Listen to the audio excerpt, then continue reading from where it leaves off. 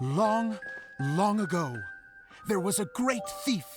He lived in a land where the light did not shine, where all suffered in the darkness. People call me... Sorry, Kaya. Directly into the microphone, please. Otherwise your voice'll, you know. Okay. They call me the Dagger Bandit, but no one sees that I rob the rich and give to the poor. Here in the dark, evildoers run rampant in the shadows, while the good, honest folk stumble blindly on, just trying to find a way through.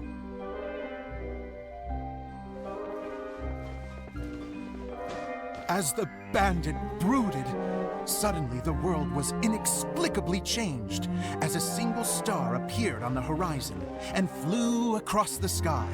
Traveler, stomp on that movement mechanism in front of you.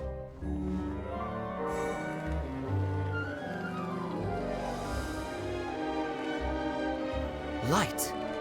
A brief flash, yet enough to illuminate the world. If I can find the source of that light, I can shine it into the darkness, and the people will suffer in blindness no longer.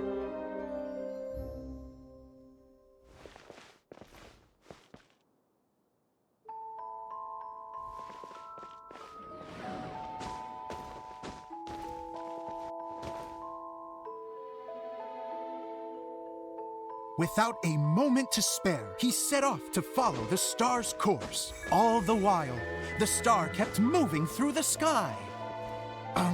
Traveler, the star kept moving through the sky.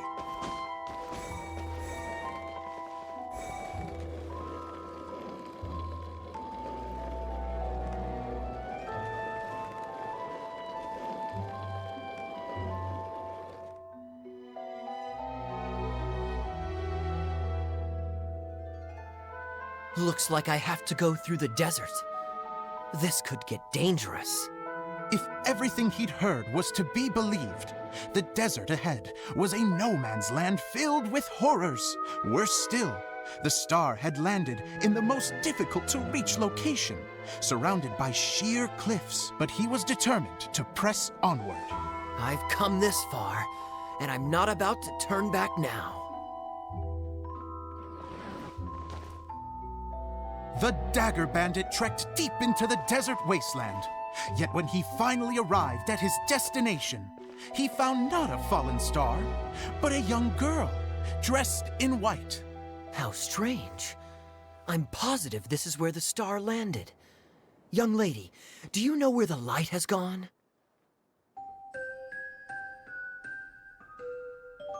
The girl replied, Traveler from afar, the light you seek is only a bottled flame. But the flame has now died, and its light is long gone. A bottled flame? Yes, it was a gift from another. And so, the girl began to tell the story of how the bottle came into her possession. The girl hailed from a kingdom that sat atop the waterfalls. But when the reigning dynasty fell and a new one seized power, she and her people fled for their lives. A thick fog began to fill the air as she made her way through the forest, and dense thickets tried to block her path. There is a mechanism down there that you can press to retract the thicket board below the stage.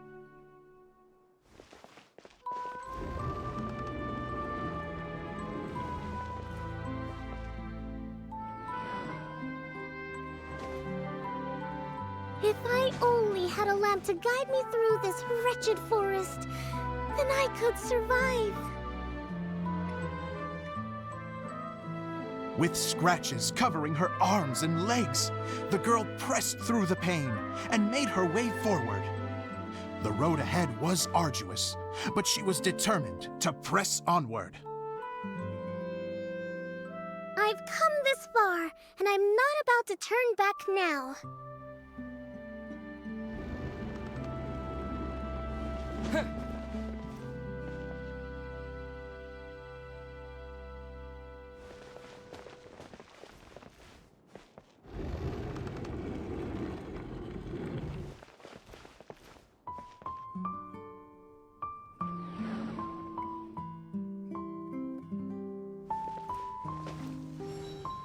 But just as she was drawing near her destination, a huge stretch of thorns and brambles suddenly came into view.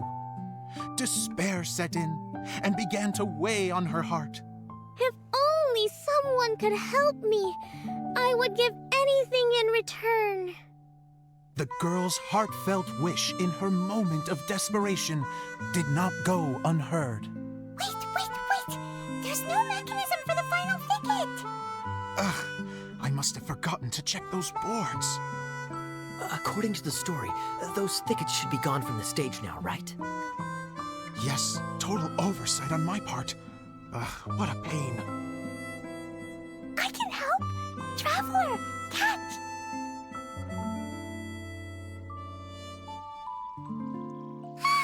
It's a Jumpy Dumpty!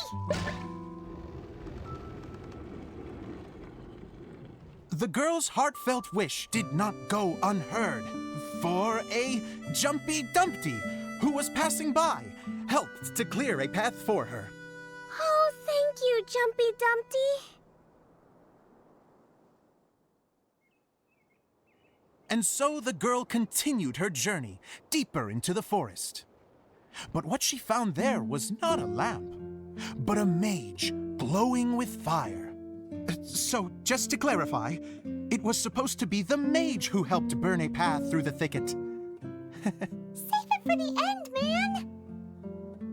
The mage took pity on the girl and handed her a bottle.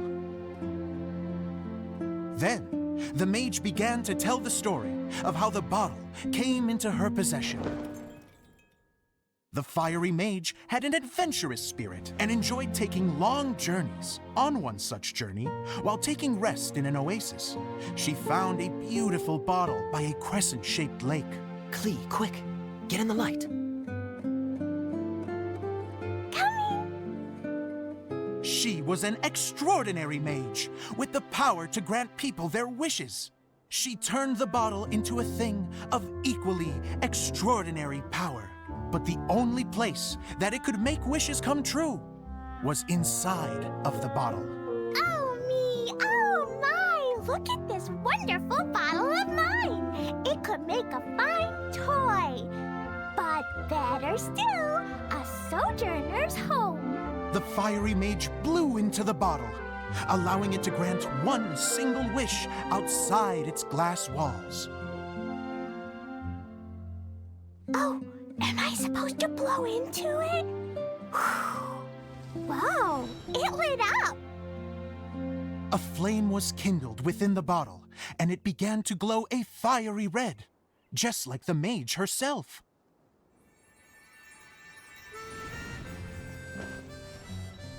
After the mage finished telling her story, she disappeared, leaving only the bottle behind.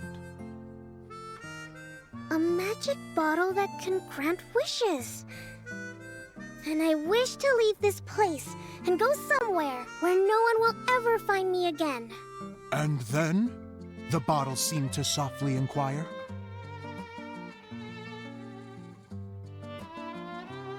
I don't know. The flame in the bottle faded as the girl's single wish was granted, and she found herself in the middle of the desert, far away, where no one could ever find her.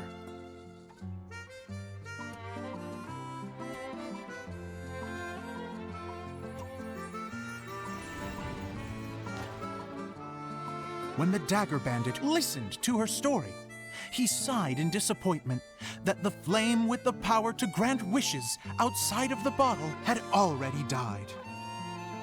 But this doesn't make sense. If it truly granted my wish, then nobody should have been able to find me here. Maybe they shouldn't.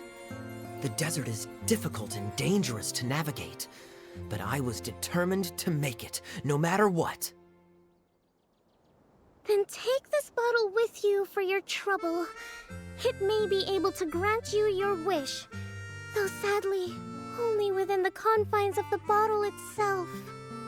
All I wish for is light. Honoring the bandit's request, the girl wished for light inside the bottle, and sure enough, it lit up.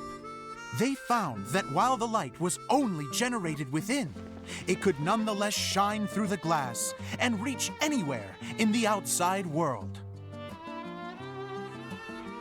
Even though it doesn't burn as brilliantly as the light that shone before, this is still an extraordinary light. What will you do after I take the bottle? I don't know. Well, then maybe you should come back with me. With no reason to refuse, the girl accompanied the dagger bandit back to the land where the light did not shine. They brought light to that place, and the darkness was dispersed, and they lived happily ever after.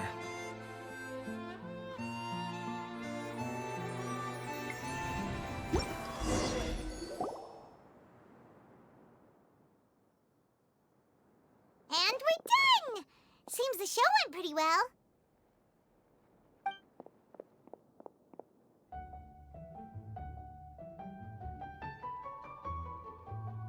Mr. Honorary Knight! Didn't I do great? I felt like I really was the fiery mage! Wow, great costume, Glee! As soon as Paimon saw your shadow, she thought straight away, what a cute hat! Glee loves it! Thanks, Mr. Zosimos! Oh, wait, no, I mean, Mr. Director. Mr. Director? Ha! No one's ever called me that before. Thank you, my dear little mage. Thank you so much. Oh, I'm so happy. Miss Idyia said that she tailored it a little bit so it would fit me, but you were the one who designed and made it. You're amazing.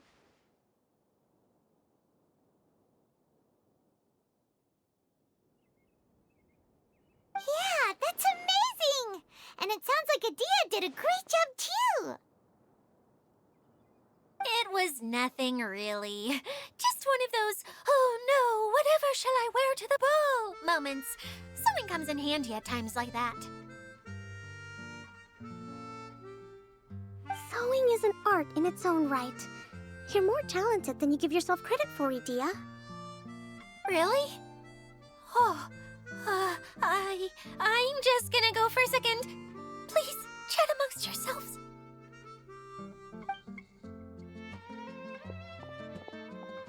She gets embarrassed so easily. She really can't handle being in the spotlight.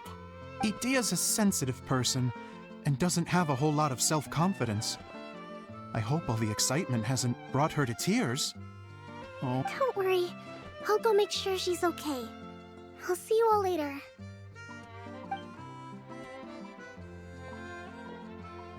So, what did you all think of the play?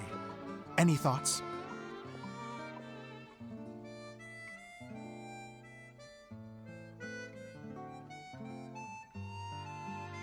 Huh? Uh-oh. Time to get serious. Now, are you sure you want to hear what we really think? Oh, absolutely! I had the courage to ask, didn't I? So, don't mince your words. Go ahead. Speak your mind. I can take it. Okay, Paimon will go first. So, the dialogue at the beginning was pretty good, but it ran out of steam as the story went on. Paimon could tell that you ran out of inspiration somewhere along the way. The characters were honestly a little bit ridiculous.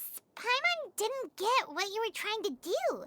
The moment anyone started to show any kind of substance, suddenly the scene was over.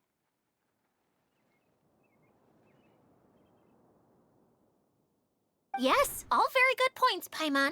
I would add that in its attempt to pay tribute to the series 1,000 Nights, all semblance of a coherent was sacrificed. Plus, I do have to penalize you for the issues with the props. Miss Idyia, what are you doing back here?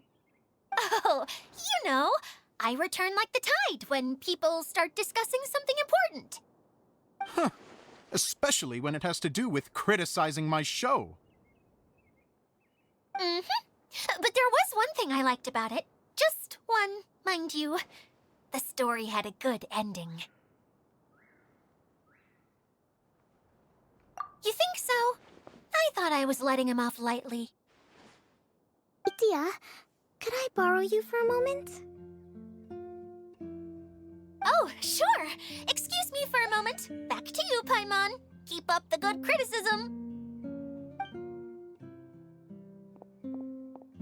Okay, in that case, Paimon did have one other complaint. Let's hear it. Taking criticism on the chin is all part of being a director. The ending was all wrong. The girl's motives were clear and simple the whole way through. It was kinda jarring when all she had to say was, I don't know. And doesn't anyone else find it weird how her whole community was on the run, but she was only looking out for herself the whole time?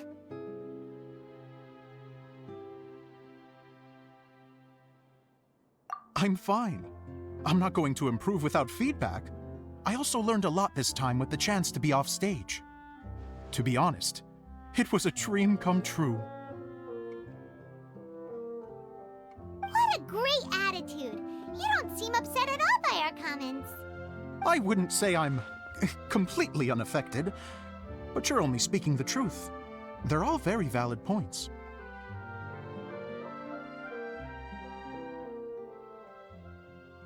Still, now that Paimon thinks about it, you did finish the script in a bit of a rush. Maybe we were being a little too hard on you. That's perfectly fine. Nothing is as important to me as my work on the stage. We all use our imaginations when we're kids, right?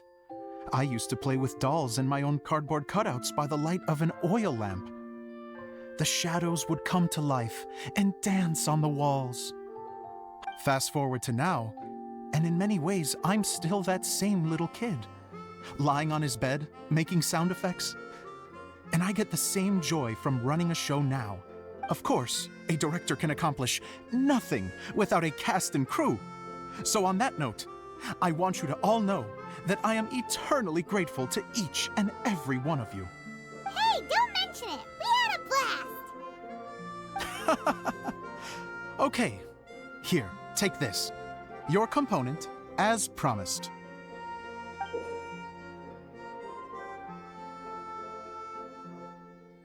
It's the bottle from the show!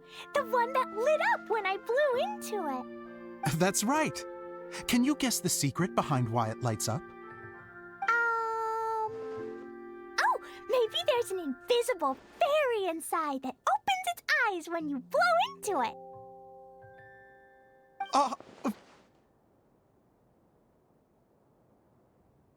Bingo! You guessed it. That should do the trick. Oh, wait, this needs tightening up a little. Hold on, this will only take a second.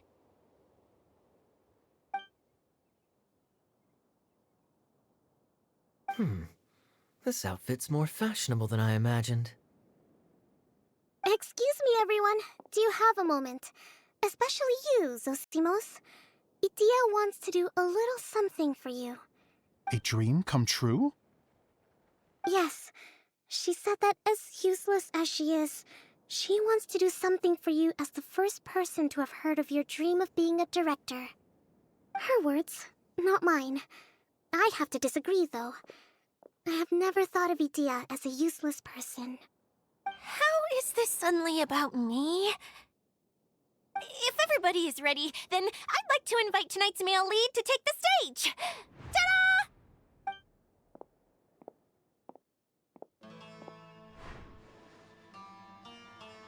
Wow! Cool! Kaya's turned into the real Dagger Bandit! How is me changing outfits supposed to make the director's day? It's just a prototype costume. Is he that easy to please? Don't be silly. If I know our director, nothing will make him happier than to see his ideas brought to life by the right actor. Well, then I'm happy to oblige. Who am I to argue with the star of the show? Zosimos drew up countless designs and made a few prototypes before landing on this one. It just needed some tailoring to fit properly, so I made a few stitches here and there. I hope the result isn't a disappointment. Oh, it's perfect. Idyia, Oh, I'm so touched. Thank you all. You've made me happier than I ever thought I could be.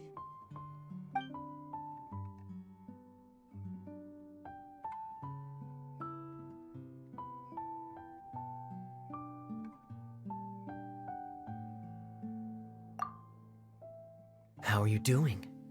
Recovered? Oh, I'm good. Thank you again, Idyia. Oh, please, don't mention it.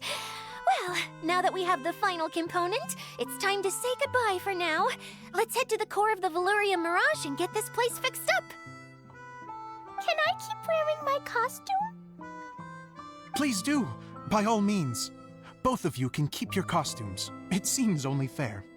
Yay! Kaya, keep wearing yours too. It looks amazing. I agree with our mage. I'm sure it's not every day you get to play such an unforgettable character. Sure. I think I can be a bandit for a little longer. Bye-bye, Mr. Director. Take care, my dear friends.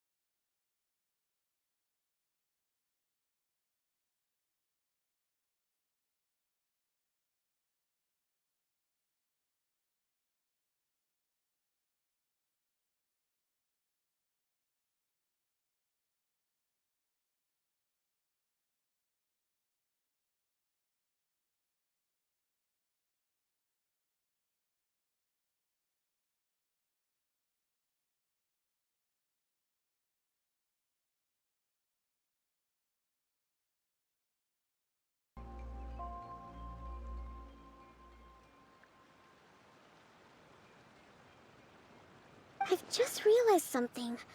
When the components fell from the core, it appeared as if they had returned to their respective owners. But actually, it was after the components landed where they did that their owners and the things associated with them arose around them to form the different zones. So now that the components have been retrieved, does that mean that all those things are gone?